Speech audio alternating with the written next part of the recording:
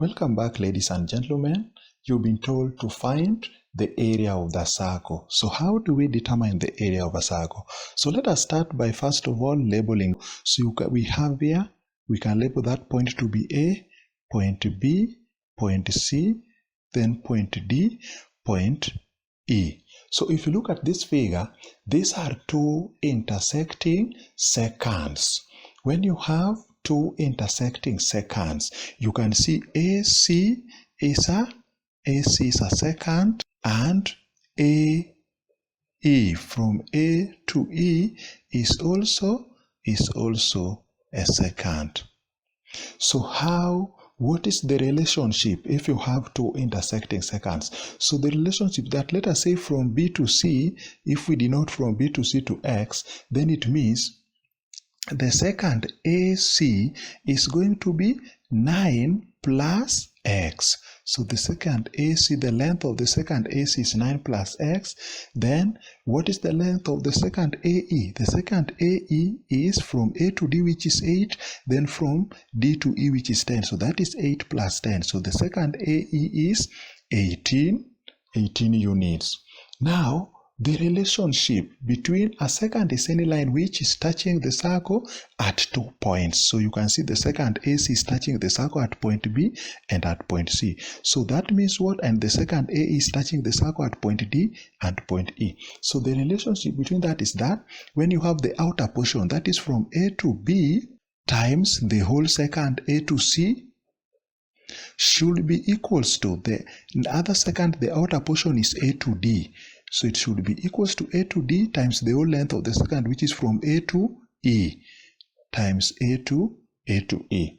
So if you substitute the values, you can see AB from A to B will be given to be 9.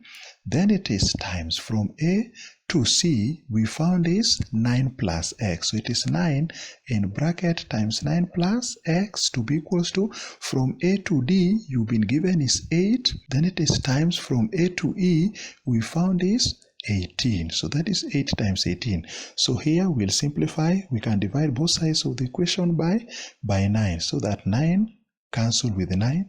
We remain with this side of the equation, 9 plus X to be equals to, here this is 9. 9 goes here once, 9 goes here twice. So 8 times 2 is 16. So from there you can see if you take 9 on the other side of the equation, you will get X to be 16 minus 9, which is 7.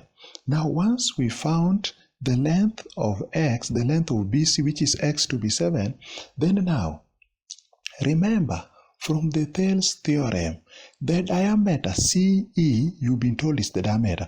The diameter subtends an angle of 90 degrees at the circumference from the Thales theorem. So if you draw a line from B to C, then we'll find that the diameter CE is subtending an angle of 90 degrees at B. So if the angle at B is 90 degrees, then angle ABE is also 90 degrees, because sum of angles in a straight line add up to 180. Now look at triangle ABE.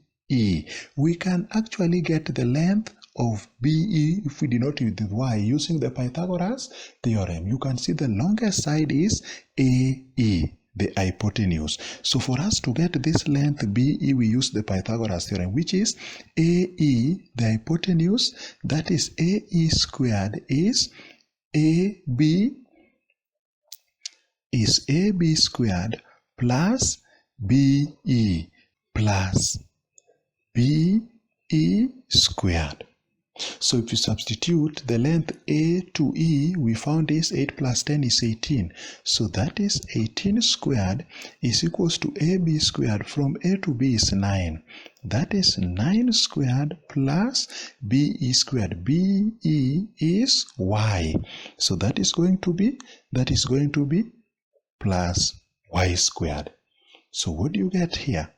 So here if you make Y squared the subject, you'll get Y squared is equals to, you take 9 squared the other side, is equals to 18 squared minus 9 squared. So what is Y squared?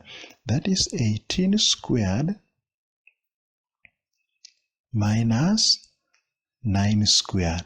So we get it to be 243. So we have Y squared is 243. Now, having found y squared, we can now use the triangle. If we now use triangle BCE, it is also a right angle triangle at point B. So in that right angle triangle at point E, it means the diameter CE is the longest side, is the hypotenuse. So using Pythagoras theorem, it means CE squared is equals to x squared plus y squared, because you can see x and y are the two shorter sides meeting at 90 degrees, meaning CE is the hypotenuse, and that CE is going to give us the diameter. So what is here? So x squared, remember x we've already found to be 7. So that is going to be 7 squared, then plus y squared. Remember y squared we found to be 243. So what is CE squared? CE squared is 7 squared plus 243. That is 7 squared plus y squared, and y squared we found is 243. So what is the length of CE? The length of CE squared is 292. So for you to get CE, we get the square root of 7 squared plus 243, which is the square root of 292. So what is the diameter CE? That is square root of 292. So the diameter CE is 2 root 73, which is approximately 17.088. So that is approximately 17.088, and that is how to determine the diameter CE. Now, having found the diameter CE, we can now get the radius. Remember, the radius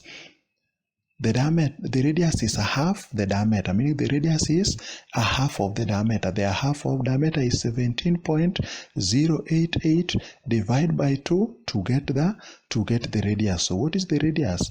Divide by 2. 8.544. So the radius we found is 8.544. So the area of the shaded circle is given by what? The area of a circle is pi r squared.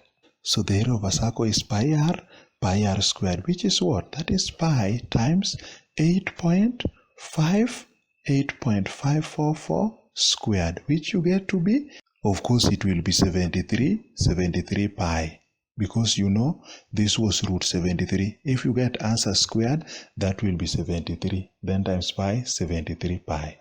That is how to get the area of the circle. Thank you for watching, and see you again next time.